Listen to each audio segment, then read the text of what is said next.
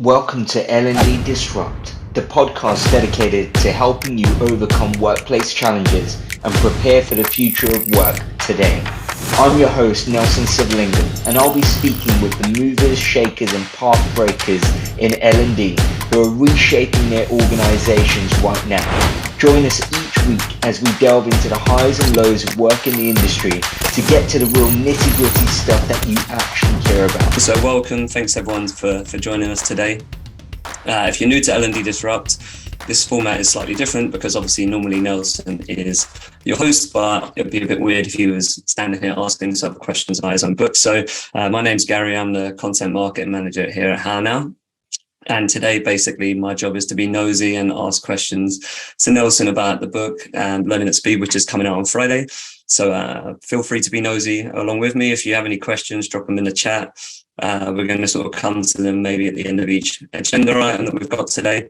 But at least half the show will be sort of dedicated to your questions. And if you've joined before, then you'll know that the show works best when everyone else gets involved. So please do leave sort of comments in the chat throughout, and we'll come to those as and when. Nelson, I was going to do that really cliche thing and ask you about why you wrote the book and why is it the right moment to read the book right now. But actually, there's a quote in the first couple of pages that kind of sums that up, really. So it says, "We're living in an era of exponential change where new winners and losers are being made at remarkable speed. The accelerating pace of change creates uncertainties and opportunities, and the fastest learners can seize the opportunities and win. Others who can't learn fast enough struggle to keep up, compete, and eventually lose. Learning at speed is your playbook for becoming the fastest learner." So maybe you can tell us a little bit more about, are there any examples of these companies that sort of seized opportunities, or sort of why now is learning the sort of better moat people can build around those companies? Gary, I've got to say, it's quite weird being on the other side of the table with you asking me questions, but I'll try dealing with this.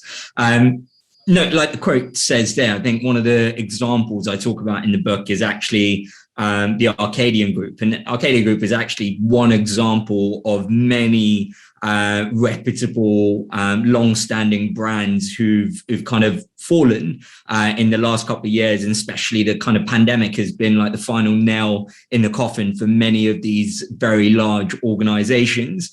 And often when you look at these large organizations, what you find is they kind of rested on their laurels of the fact that they were a big company, they had done certain things right, and they weren't adapting or learning fast enough with what was happening in the world. And this is quite a common phenomenon, and we tend to underestimate exponential change. And you know, a recent example of that is many of us who may have underestimated how quickly coronavirus would spread and how drastically our lives would change. That kind of sentiment of underestimating it is common. It's the reason why we also underestimate how much you would save if you were to put money into your pensions or to have a long savings. We struggle to kind of understand exponential change.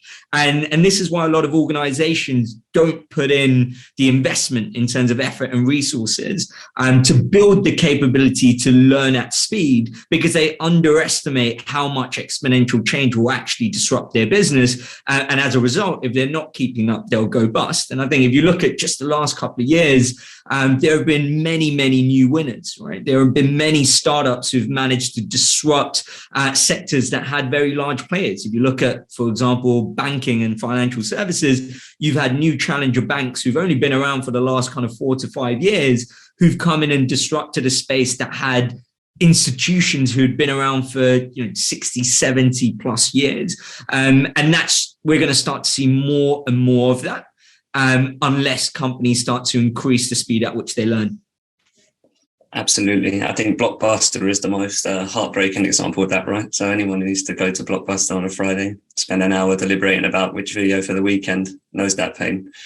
Yeah, and you know what? The Blockbuster is a good one, and it's an example I talk about actually in the book, breaking down the story of both Netflix and Blockbuster at the same time. And if you look at Blockbuster, it's a classic example of an organization that had a ton of data on viewing habits. They knew what you were renting out, how often, which areas. They had so much data, a lot more than what Netflix had at that point, to be able to switch. But instead of switching and looking at what the actual customer wanted and what problem to solve, instead, they were too focused on just trying to scale their existing business and not really paying attention to the exponential change that was happening whilst Netflix weren't. So yeah, another great example of new winners and losers. Absolutely. One thing that sort of leads us nicely onto is sort of where L&D is going wrong. Like you said, that point around data is just one of them. But early on in the book, you really established the context of why L&D is going wrong and how you can fix it. And one of the things I wanted to ask you about is that L&D tries to solve problems that doesn't exist, and it makes loaded assumptions about the problems it's trying to solve. So maybe you can tell us a bit more about why they kind of fall into that trap. Yeah, so there's a lot of parallels in the book that I make between L&D and startups. And in this case, many L&D teams almost operate like a failing startup. And often what you find with a failing startup is they build a product that the customer doesn't actually want or need, based on a lot of assumptions that they've made without never actually asking the customer or digging into the problem. And then they invest a ton of resources. They spend months building a product without ever testing it with that customer. 6 months, 12 months on, they launch this product. Customer turns around and goes, well, actually, we don't need this product. We're not going to use it. It's not that great. So it's a waste of resources and you're back to the drawing board. And that's not that dissimilar to L&D teams who don't really speak to the customers that much. They go along, build training programs and courses or purchase courses, take months to do that. And by the time they put it out there, they get the feedback that actually this is not solving a business problem. Individuals are not engaging with the course. And that's where, much like a failing startup, and how startups have frameworks and methodologies to be able to understand the customer better, understand their problem better, and build a product that actually delivers value to the customer. There's a lot that we can take from those methodologies and frameworks as an L&D team, and we can apply to building a learning strategy that actually solves a problem and drives business performance. And that's really what Learning at Speed is about. I've spent most of my life in building startups. So it's taking these frameworks, methodologies, and playbooks and actually adapting it for the L&D world and taking those lessons and applying it, where the product here is your L&D strategy, is learning experience, and the outcome you want is a performance improvement. And so it's how do you build this product to drive that outcome? Yeah, I think one thing you mentioned as well, maybe not in the book, but I've heard you say before, is about how, like a fast-growing startup, L&D should rely on other departments in the business, and especially at those early stages where it's trying to figure out the problems, isn't it? It's trying to tap into other resources it can leverage within the same company. Yeah, and with the problem is a good one, where often what we find in L&D, and not just in L&D, actually in a lot of people departments, we talk about customer personas, and we start often with the customer. But actually, I think we should be starting with the problem, not the customer, because a problem we're trying to solve could be a problem that's faced by multiple customers, whereas focusing on a customer sometimes restricts our view of whether it's solving the problem or not. The priority here is solving the business challenge. And so what I recommend is starting with the challenge and defining that. And often not enough time is spent on that problem discovery phase, because often L&D are under pressure to rushing into solutionizing so they can actually show they're doing something, right? Rather than spending months trying to discover the problem, they feel like, I need to create a course, because when my manager or the business asks me, what have you been doing? I need to show them something. So they rush into trying to solutionizing and having something tangible that they can show, even if that tangible thing they've created actually doesn't solve the business challenge. So what I recommend is actually spending more time up front in speaking to the business, into speaking to the employees, speaking to people who are connected to the problem.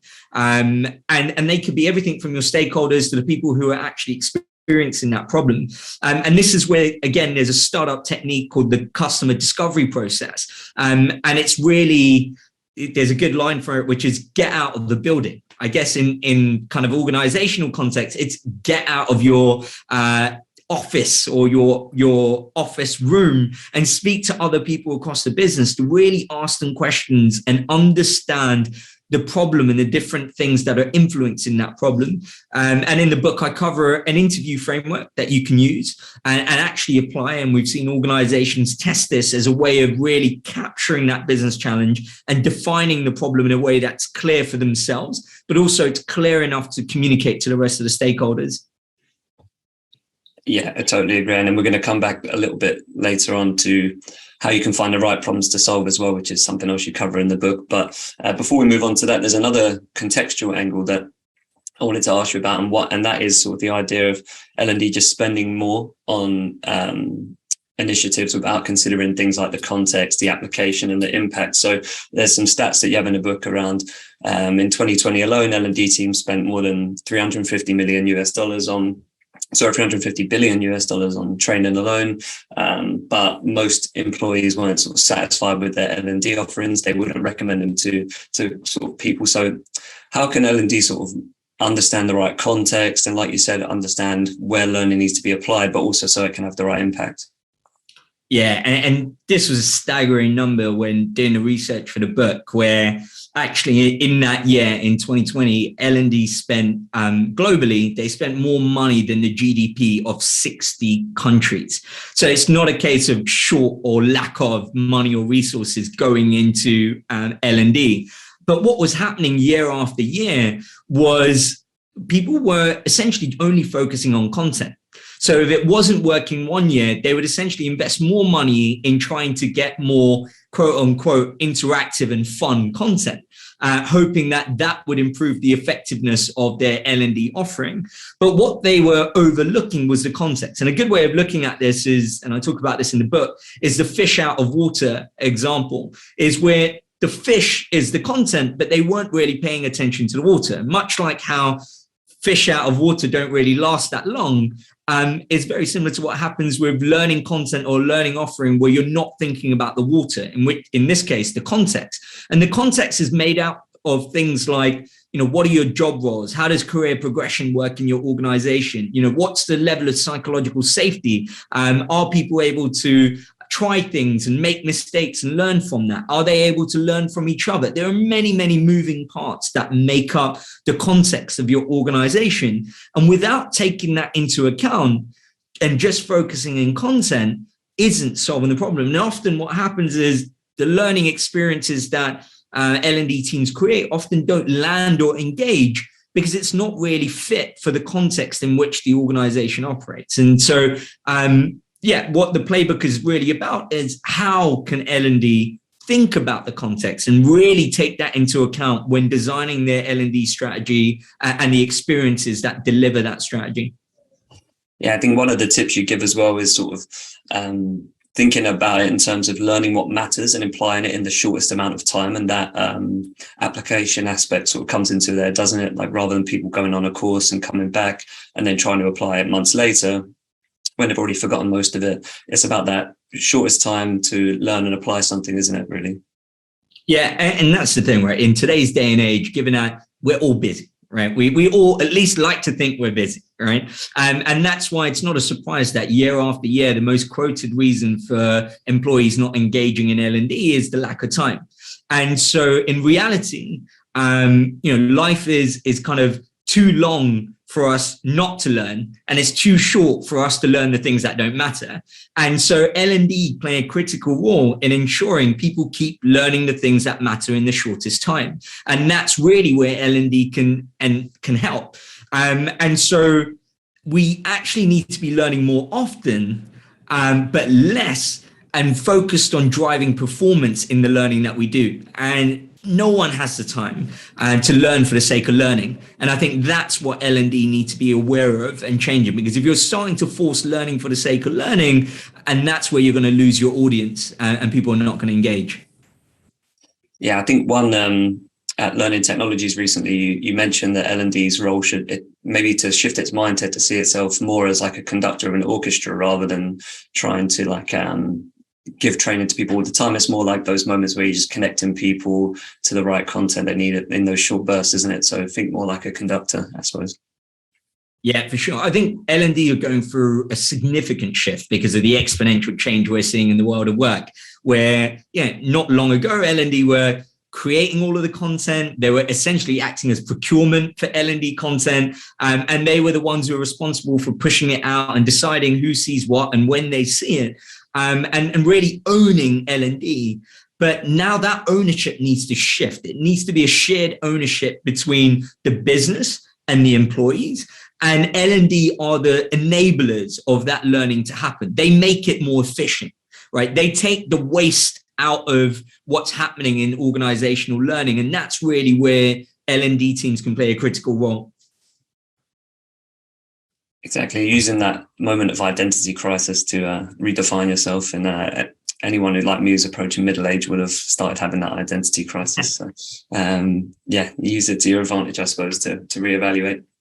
I just want to remind people, if they joined a bit later, you can leave some questions in the chat and we'll come to them throughout the show. But in the meantime, it'd be remiss of us not to mention the engagement gap, Nelson, because after you spoke about all those stats around money being sort of thrown at problems, most people don't realize that without engagement, no matter how much money you throw at a problem, nothing's going to happen. So there's a quote that I recently heard you say that L&D without engagement is like a car with no wheels. It's going nowhere, right? So what is the engagement gap? How does it open? How can people close it? Yeah, so the engagement gap, well, let's talk about engagement. Engagement is the primary requirement for any learning to happen. And it's an important differentiation. It's not the only thing you need. And often that's the mistake. People think engagement is enough. It's not. You need to be able to drive an outcome in terms of driving a measurable improvement in performance. But for all of that good stuff to happen, it will only happen if people are engaging with the learning and development that you're offering in your organization. And that's where there's a huge gap, where there's a lot of money being invested. There's a lot of L&D offerings, programs, courses being created and offered. So many companies are investing money in buying large content libraries and the largest they can get. But what good is any of that if your people are not engaging with the L&D offering? And that gap is what organizations need to focus on closing. Once you've got the engagement, then you can start focusing on, okay, now we've got people engaging. Is it actually driving the improvement and the outcome that we need? And that's really where L&D is struggling, right? Is they're not... Often they're having to, when you look at budget cuts, and we're about to go into a recession, looking at what's happening in the US, when it comes to budget cuts, the things that get cut are the things that are not getting engagement. If you've got unused content library licenses, or you've got a platform that no one's using, chances are it's going to get cut. If you've got a very big L&D team, but it's not getting the engagement from the employees and it's not driving the outcome, it's going to be looked at and reviewed to see whether it's adding value or not. And so the first step in being able to add value is closing that engagement gap. Yeah, I think I sort of paraphrasing you a little while ago in some content, and I likened it to when you get dragged to a party versus when you want to go to a party. Like when you get dragged to a party, you just sit in the corner sulking, right? And then when you actually want to go to the party, you're 10 tequilas in within 30 minutes. So so that difference, isn't it? But engagement can make the world of difference, really. Cool. I think we're fine on questions in the chat. So moving on to sort of more tangible frameworks. Obviously, you cover quite a few of them in the book, but one of the most interesting I thought was the learning canvas, which is essentially about how you can solve the right problems. So obviously, we've established L&D sometimes tries to solve the wrong problems. But the learning canvas is a way people can break down the big, scary issues that maybe seem overwhelming into small and solvable issues using something called first principles thinking. So maybe you can tell us what that is, how that can be applied in L&D. Yeah, so first principle thinking is when you break down a problem into the most basic building blocks. To give you a simple example, imagine you go out to buy lunch and you end up buying this extortionate salad and you walk away feeling, oh my God, I could have made this myself. This salad is so expensive. So to break down the problem of why is this salad so expensive, you start to look at all of the ingredients that make that salad. And you go, well, actually, it's made up of lettuce. How much does lettuce cost in store? It's got tomatoes in it. It costs this much. And you break it down into its parts to build it back up from the fundamental basic blocks of that problem.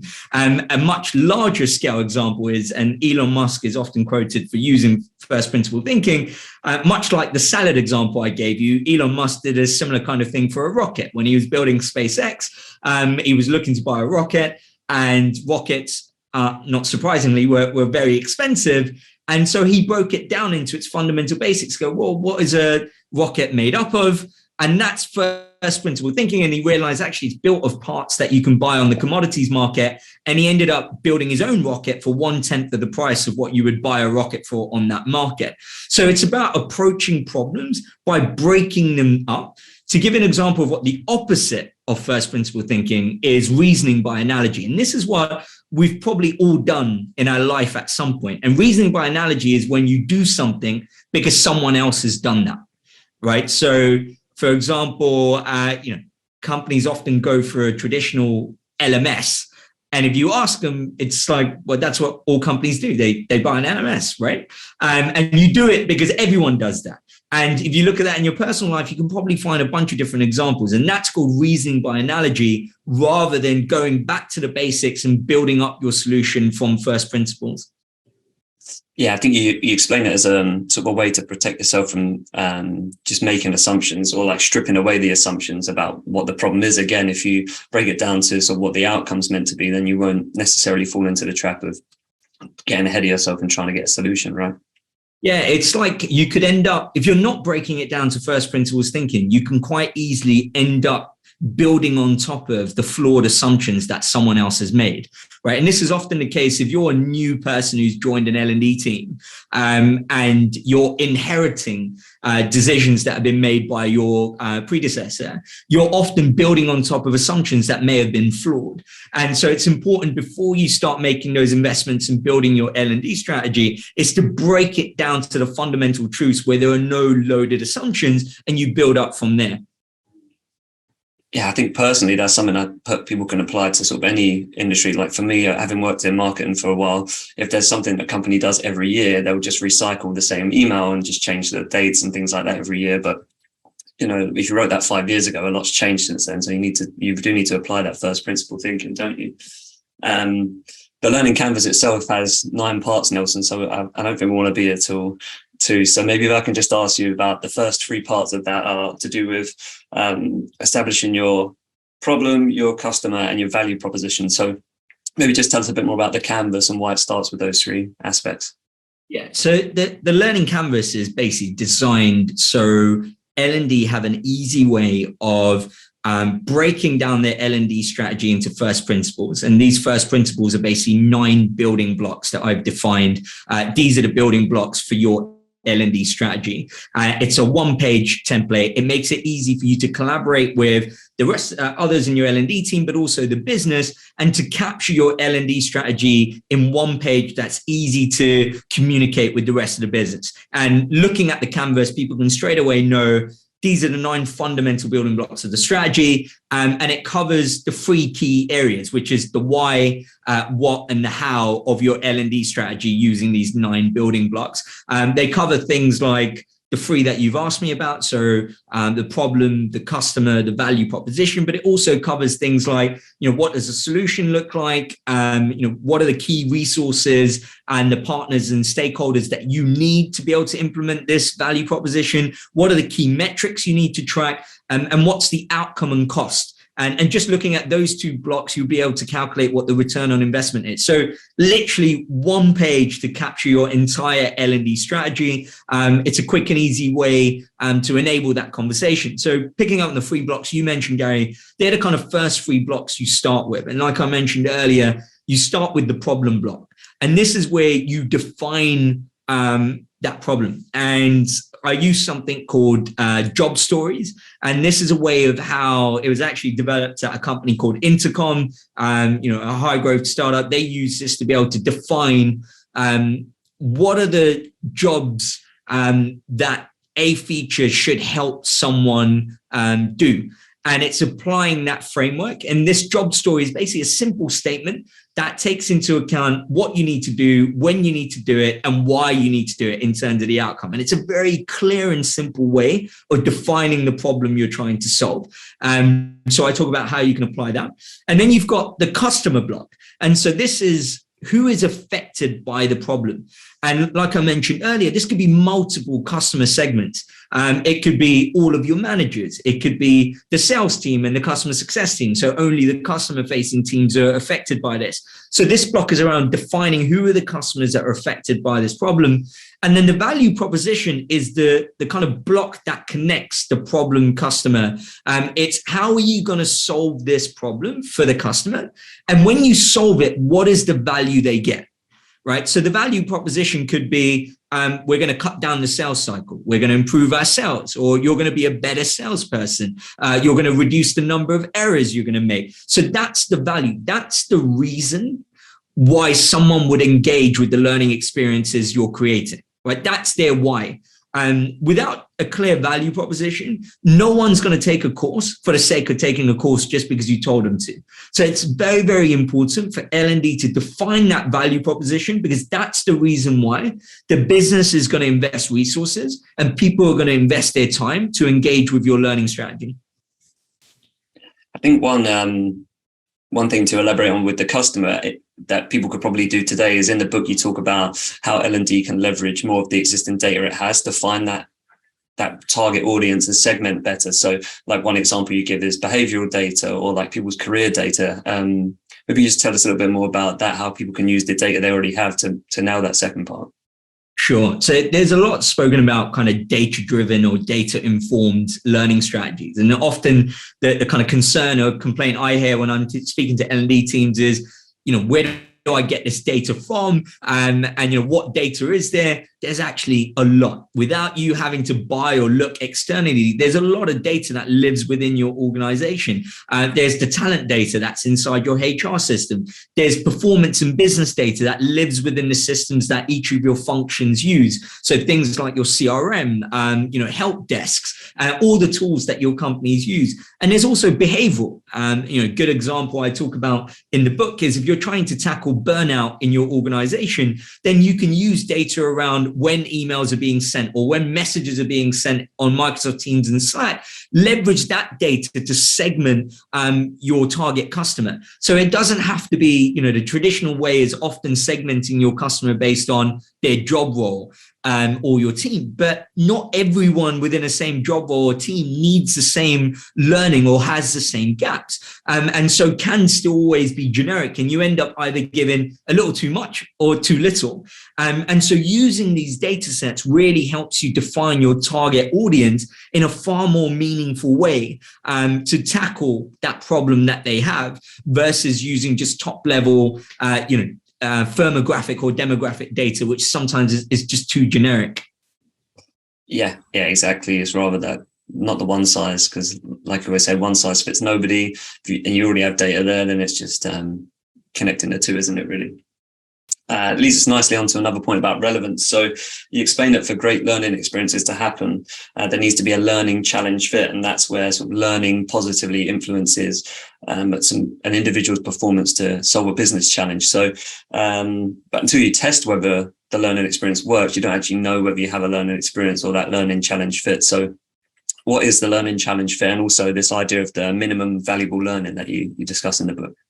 Sure. So learning challenge fit is actually inspired by another startup concept called product market fit. And if you're familiar with the startup space, product market fit is building a product that solves a problem for your market that they're willing to pay for and they engage with. And when you feel that, that's when people are buying your product. And they often say there are different ways of measuring it, but you keep, as a startup, you keep iterating until you get to product market fit. Once you get product market fit, you're ready to scale that business because you now have a product that's serving and satisfying that market. Very similarly, based on that concept is this notion of learning challenge fit. So you shouldn't really be scaling your learning strategy and the experiences you've created until you've found learning challenge fit. And learning challenge fit is when you've created a learning experience that is effectively solving the business challenge it was designed for. And until it solves that challenge, you have to keep iterating on the learning experiences and your L&D strategy until you get to the point where you're starting to see metrics that signal towards the fact that you're starting to solve this business challenge. And so this is where the idea of minimum valuable learning comes in. Whereas rather than trying to create a 12-month long learning program and investing a ton of resources to create a big bang program, what you start to do is create find the fastest way of creating a learning resource that can start to show data that's moving you in the right direction towards learning challenge fit. Like, to give you an example there, let's say we're trying to increase the sales team and the number of deals that they're winning. Rather than creating a 12-month program, you might start by scheduling in a coaching session post demo, and you would start to see whether that 15-minute coaching session after every demo, is that moving you in the right direction? So that coaching session would count as minimum valuable learning. And if it starts to show that it's moving you in the right direction, you then start to build on top of that. And so if it's not working, then you scrap it, you either iterate it or you pivot to another, because the chances are you're working on the wrong part of the problem. And so the idea is there is a learning flywheel, which is essentially steps that you can follow in an agile manner to be able to go from minimum valuable learning to learning challenge fit. You just follow this process. There's a way of reviewing the metrics. And at that point, you decide whether you need to iterate or pivot. You go again. So you keep going around the learning flywheel until you nail learning challenge fit. And at that point, you're ready to scale. And that's when you double down on your resources and take it to the wider organization. Yeah, I think before we move to the flywheel itself, actually made me think there that come back to our earlier point of engagement and relevance. If you follow this approach of minimum valuable learning, you're going to find it far easier to win over the right people, aren't you? Because if it's a 12-month course and people have to really go through that slog to get any value, they're not going to win people over. But if you show people a small amount of value in a short period of time, or you show them that you're trying to deliver that and you're going to iterate again when it doesn't work, then you're far more likely to win over stakeholders, people you need to get on side for L&D to work, right? Yeah, exactly that. Another example of that would be, look at, for example, Google search, right? Most of us probably use Google search. Every time you go in Google search, you search for something, you're more likely to engage with the results that you get because you're searching for it in the moment of need. And also, you're more likely to apply what you've just found. And when you apply what you've just found on Google search, you're creating a positive feedback loop where you've now found something, you've applied that knowledge. And when you applied that knowledge, you got a positive result, which creates a positive feedback loop, which keeps you going back to Google search because the positive feedback loop is working. That positive feedback loop currently doesn't exist in L&D in many forms because they're often shown knowledge or learning resources that they're not able to apply in the moment of need. And that's really what minimum valuable learning is about, is the fastest way to getting to a point where you can create that positive feedback loop. And when you have that positive feedback loop, like you mentioned, Gary, you're now able to demonstrate, you get buy-in from the employees because they've engaged with that knowledge, they've applied it, and they've experienced value, which creates a positive feedback loop, which means they're willing to engage again. Similarly, the chances are if you asked your business for budget to build out a big bang program, that's a big risk for them to take. And it puts you at a risk where you could end up wasting resources on something that doesn't actually drive value. But when you use a minimum valuable learning approach, you now essentially build a business case where you've already demonstrated value, you've already demonstrated engagement, and you now have metrics to take to the business to ask them for more investment to scale out your kind of L&D offering. Yeah, exactly. And then approaching it that way, I guess, encourages you to avoid the temptation of saying, let's do the tried and tested methods because we've got all this budget and, it's going to come under scrutiny, isn't it? So moving on to the flywheel itself. So it's made up of two parts. We can sort of touch on it, not in too much detail, maybe like the learning canvas, but the learning experience loop, which is the process employees go through to learn the knowledge and skills, and then the learning experience design loop, which is the process L&D teams go through to build that MVL that we just spoke about. So maybe you can elaborate a little more on what they are and then how they work together to become the flywheel. Yeah, so the learning flywheel is made up of two loops, like you mentioned, Gary. So one is the learner side loop. So this is the learning experience loop, which is made up of learning, which is the act of acquiring the knowledge, and then practice, which is where you're getting the opportunity to practice what you've learned in terms of the knowledge you've acquired. And then there's feedback, so getting feedback from what you've been practicing. But that feedback works two ways. It's the feedback that you get as a learner for the practice that you've been doing, but it's also the feedback the learning experience designer gets from the learner about the effectiveness of the learning experience that they had designed. And that's where it connects into the second loop, which is around the learning experience design loop. And the reason why the learning experience design loop is based on the kind of lean startup framework of kind of build, measure, test. It's ideate, build, and test. It's where you take the feedback data from the learner, you ideate using that feedback on how to improve, so how to iterate or pivot on the learning experience. You then build or make those improvements, and then you test it out, and then it goes back into the learning experience loop again. And the reason why it's called a flywheel is, much like a flywheel, it takes a lot of effort to start a flywheel, to get it moving. But the great thing about the flywheel is, as you go through the loops, you're gathering more data. You're learning more about what works and what doesn't work, and what engages with people, and what's moving you closer to the outcome. And all of that data helps you move through the loops far faster and gets you closer to that outcome far faster. And so that's what the flywheel is basically iterative steps for you to follow step by step, to gather the data you need to go from minimum valuable learning to learning challenge fit as quickly as possible. Yeah, it makes perfect sense. Like you said, once you start going, can feed all that data back in, like we sort of discussed so far on the session. Just want to remind people that if you have any questions as we go through these points, to leave them in the chat. We're coming up to my final agenda item for Nelson. So if you do have the questions, now's the perfect time. But what you mentioned there, Nelson, about outcomes and data actually leads nicely onto this last section on proving the impact of L&D. And one thing you mentioned throughout this is sort of proof of improved performance for people. So before we get to that, you pose a great question in the book, which was, would you care if how much time employees spent on learning, if it had an outcome in terms of their business performance, and if it had like a noticeable impact and solve the business challenge, would you care if people even completed a course? So that leads us nicely onto, why do people fall into this trap of only measuring sort of completion and hours spent on learning rather than outcomes? Yeah, I mean, it's a great question. From the L&D teams that we speak to a lot of L&D professionals, and often there's a lot of time spent on measuring time spent learning, how many courses people have completed. And the question really is, does any of that matter if your learning experience was driving business performance? Do you really think your business stakeholders would care if they saw that the learning and development strategy that you had was increasing productivity, it was increasing employee retention, it was increasing your sales? Do you think they really care how many hours you sat there learning? No, they don't. What they want to see is the business outcome.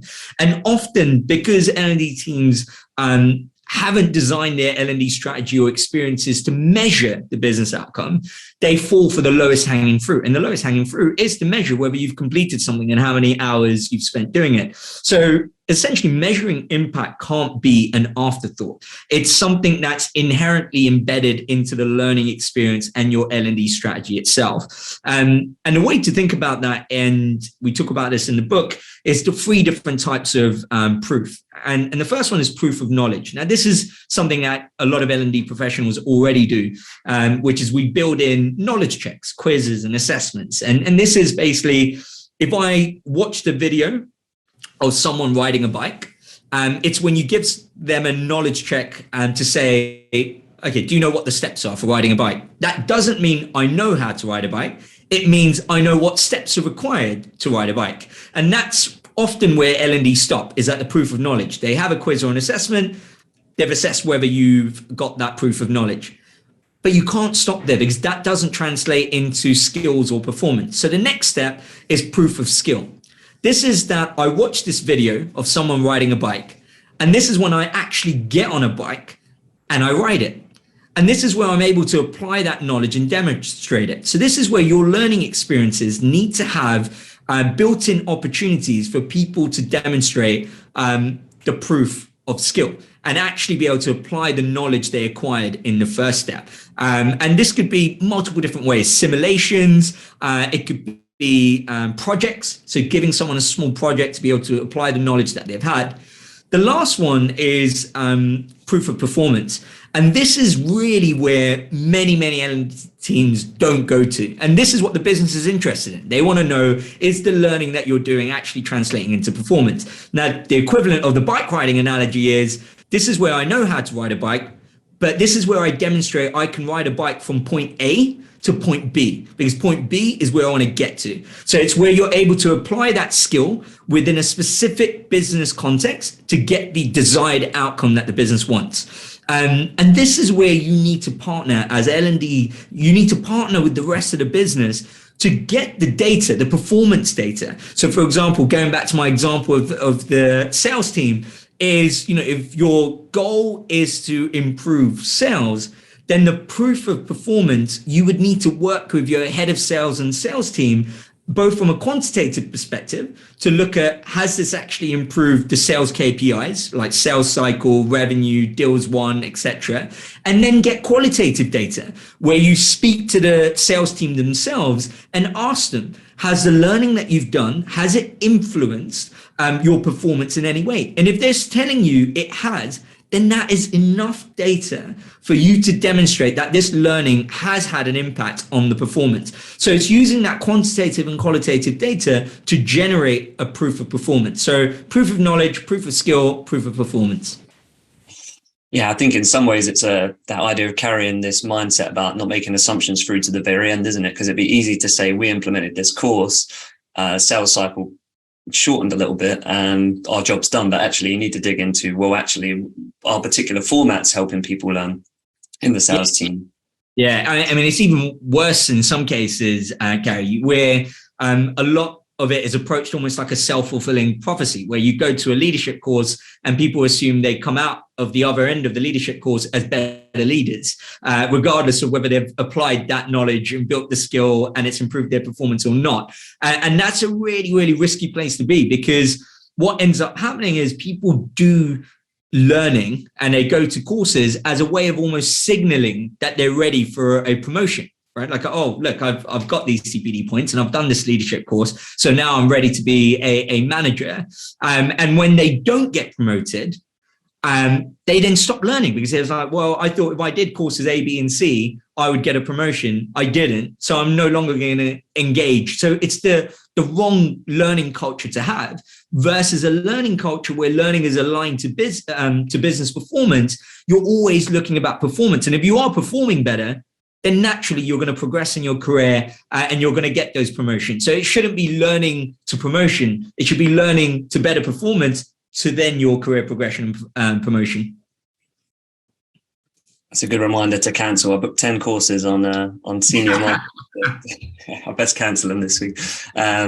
Cool. That was all the questions I had for you, Nelson, and I can see one or two coming in the chat now. So we'll move to sort of audience questions for the last 15 minutes or so. Ollie, did you want to come on to sort of camera to ask the question yourself, or are you happy for me to read it out on your behalf? Yeah, really enjoyed that, made loads of notes. So thanks so much, Nelson. Yeah, my question is around, I guess, preempting challenges and whether, so you've spoken a lot about meeting the point of need, focus on the challenge. Love that, really interested in that, fantastic. What about a more strategic or kind of future-proofing role of L&D that might foresee a future challenge that is small today or maybe even non-existent? Do you think there's a role for, learning teams, L&D, to help with that as well? Yeah, great question, Ollie. And absolutely, there is a role for L&D to play. But again, it's not in silo. It's not an isolated role. It's in collaboration with the other leaders across the business. And when you're doing that problem discovery process that I mentioned, it's not just talking about problems today. it's talking about more macro problems that you think are going to have an impact on the business and the workforce. So it definitely includes those future thinking problems. And L&D does play a critical role there.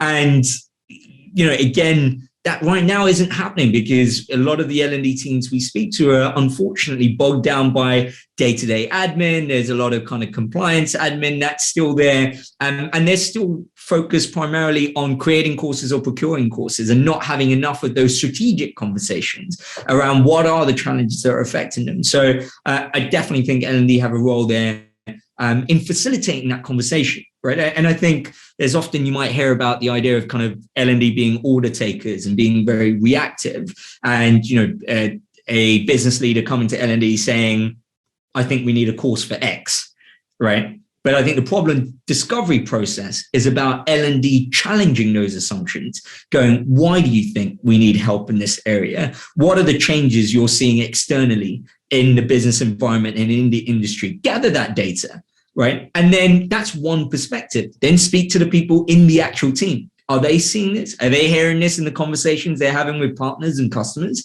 And by speaking to these different people, you use that data set to build the picture. And I think that's where L&D can play a critical role in building solutions, even for those challenges that we're yet to face. Cool. Thanks, Ollie, for asking that. Yeah, that's great. Thank you. Yeah, thanks for that answer, Nelson. Thanks, Ollie. Just got another question that came through to me in the chat, Nelson. It's around the idea of industries where compliance is sort of it's a massive thing. It's a must do. How can companies kind of bring together the two angles of compliance needing to come from the top down and also building that culture where people are sharing from the bottom up from their colleagues? Yeah, another great question. And I think with compliance, there's no doubt you got to do it. You got to get it done. But I think there's too much emphasis and too much time and bandwidth spent on it because the other part, the kind of demonstrating business outcome and performance, often is harder to measure and demonstrate. Almost many L&D teams see compliance as a way of proving their value, right? Is without us driving compliance, your business will be getting a lawsuit, right? So it's an easy way to say, we pushed out a compliance course, people have completed it, you're now compliant. So compliance is really L&D's way of demonstrating value. But the better we get at building learning experiences and methods of measuring the different proof of impact that I mentioned earlier, the better we get at that, we will no longer rely on compliance as the only way of proving the value of L&D. And so I think that starts by demonstrating to the business that actually there are other things we're doing that is proving value. So the measurement piece is critical. And like I mentioned earlier, it can't be an afterthought. And it's really finding those metrics, working with those business stakeholders. And often, we talk about is qualitative data. For some reason, qualitative data gets a really bad rep. People feel like it has to be hard numbers. But like I mentioned earlier, why is it not enough for if the people who are receiving your learning experiences and engaging are able to tell you that played a contributing factor to influencing their performance, that is substantial data to show that it is having an impact on improving their performance. And I think the moment we start to do that, and our conversation with the business is changing, where we're able to, with quantitative and qualitative data, demonstrate that the L&D strategy is having a positive impact on other business outcomes, I think you'll start to move away from, again, on the book, I talk about 3 types of learning cultures. There's the compliance-driven learning culture, where all you're pretty much doing is compliance. And if you speak to employees, their only association with L&D is they associate you with compliance. And in an organization like that, L&D definitely don't have a seat at the executive table. No doubt about it. The next one up is where necessary learning culture.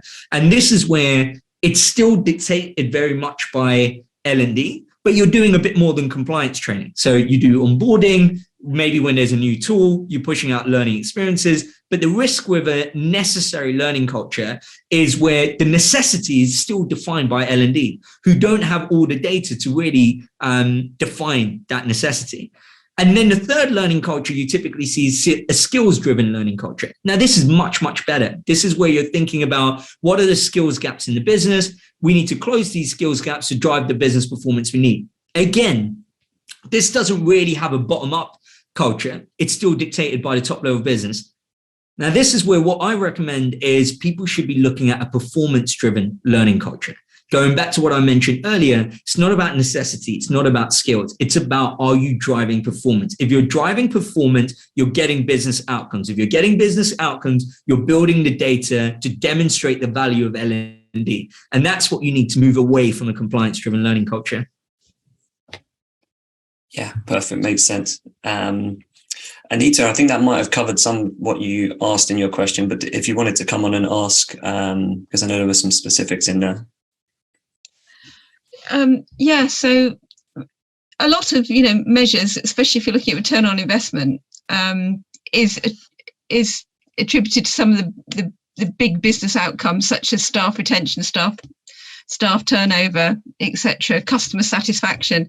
But it can be very difficult to extrapolate the impact of the learning strategy against anything else, any other measures. So any thoughts there? Yeah, so with those, I would call those kind of your top level outcome metrics, like productivity, retention. I mean, anything a company buys or invests in some shape or form is driving employee engagement, retention, productivity, or cutting costs. But I think what we need to do in L&D to kind of tell the story is go the next level down. And that's where you're looking at metrics such as, for example, the confidence level of your team. Right? It might be the fact that the business challenge you're trying to solve is your customer-facing teams are not confident in handling customers in this changing market because of the pandemic. So the metric you're looking at is what was the confidence level before you're implementing your learning experiences, and what is the confidence level after? And that is as simple as asking a qualitative survey to understand what influence your learning experiences had. So it's not about having those top level KPIs that are too vague to tell the story, but it's actually looking at the business metrics. What is the business KPI that you're looking to move the needle on? And so they are things like, reducing errors, the sales cycle, the increasing the number of deals. What is the specific business KPI that you're trying to move? And that fundamentally contributes to those top level numbers, right? So if you're reducing the sales cycle, increasing the number of deals you're winning, or reducing the number of errors, in some shape or form, that is contributing to increasing productivity, right? If you take employee retention, if someone is performing better, and as a result of performing better, they're progressing further in their career, naturally, they're going to stay in that organization for longer. And that's L&D's influence on that employee retention metric. So I think too much around the ROI conversation is still stuck at that top level. Right, we're still trying to demonstrate ROI from just productivity retention, which is too high. Right, what we need to come down to is a business operational level, where we're looking at those metrics that matter on a day-to-day, quarterly basis. Is what I would recommend around the conversation. They are a lot more material and a lot more useful when communicating to the employees, as well as the kind of business management leadership level. Thank you. Yeah, I buy that totally. But too often we're looking at those top ones that are just quite hard to define. Yeah. Cool. So we have about 5 minutes or so left, maybe time for one or two more questions if there is anything people wanted to ask. In the short term, Nelson, while we're waiting for that in the chat, one thing that might add a bit of good context around some of the responses here is you mentioned in the book moments that matter. How you can find those moments that matter, where people can apply learning and actually have that impact on performance. So maybe you can explain what a moment that matters is and how people can spot them. Yeah, sure. So moment that matters is basically a moment in which, when you connect an individual with the right learning experience in a moment that matters, it shapes their performance, right? And I talk about in the book the idea of micro moments that matter and macro moments that matter. So a micro moment that matters is, if you imagine I'm responding to a customer support query, and I've just been asked a question that I don't know the answer to, getting the access to relevant knowledge at that point that I can apply in responding back to that customer with the right response is a micro moment that matters. So when you can connect someone with the right relevant knowledge in that moment that matters, it shapes their performance. A macro moment that matters is if you look at it more from a career perspective. If you imagine I've just become a first-time manager, by connecting me with the most relevant learning as a first-time manager. So that might be, I'm about to have my first one-to-ones with my direct reports, or I'm about to have my first career conversations, and I need to have access to relevant learning in that macro moment that matters. So by connecting me, not 12 months before I become a manager, but connecting me with that maybe even 1 month or 1 week before I had my first career conversation, can shape my performance. It can shape the quality of the career conversation I have with my direct report. So what L&D teams should be doing is designing their learning experience for the moments that matter. And those moments that matter, I talk about a few different influences you can talk about. It could be the environment. So what's the physical environment they're in? Are they working in a dark place? And therefore, if you're creating a learning experience for people who work in a dark environment, then maybe you're better off designing that experience as an audio experience rather than a visual experience. Do they have access to a mobile phone? What technology do they have access to? You can also look at cultural aspects, right? If your learning experience is around knowledge sharing, a good question to ask yourself is, do you have the psychological safety for people to feel confident enough to share what they know without repercussions of getting that wrong? Do they feel confident enough to share that? So there are multiple different factors you can think about when designing a learning experience for those moments that matter. And I go into that in depth in the book. Yeah, thanks, Nelson. We've got one last follow-up question from Ollie around performance, and then we'll wrap up the session. So Ollie, if you want to ask that one. Sure, thanks, Gary. So my question is around, performance and understanding, having a common understanding or the definition around performance. So I'm thinking a lot about that at the moment when it comes to L&D. So this has been really fantastic. And it's around performance at the individual level versus a collective or team level versus organization. So you mentioned, for example, performance-driven learning culture. Do you see that again at that individual, collective and organizational, or is it more focused just on organization and the overall outcomes? I'd love your thoughts around that question, please. Yeah, surely. So in that, I actually start with business performance. That is the key thing you're looking to drive in. This is how you're demonstrating value in L&D. But really, the other things that you mentioned should be contributing to business performance, right? If an individual is performing well, but it's not improving your business performance, then something's not aligned, right? Then the metrics that you're defining an individual's performance by isn't aligned to the business performance. But if they are aligned, then an individual performing well should contribute to their team's performance. And if their team's performance is improving and it's aligned to the business goals and solving the right challenge, then it should be driving that business performance. But the conversation around challenge and problem you're solving, I think, should start at a business level. It's what is the business challenge you're trying to solve? And in order to solve that, what is the behavioral change you need to drive? And by changing that behavior, what's the performance improvement you will get that will contribute to that collective performance? So I think the starting point is the business performance rather than starting from the individual performance. Thank you. That's really helpful. Thank you. Cool. Thanks, Nelson. So that takes us almost perfectly to time. So yeah, thank you everyone for joining us today. Hopefully you found a lot of value in that.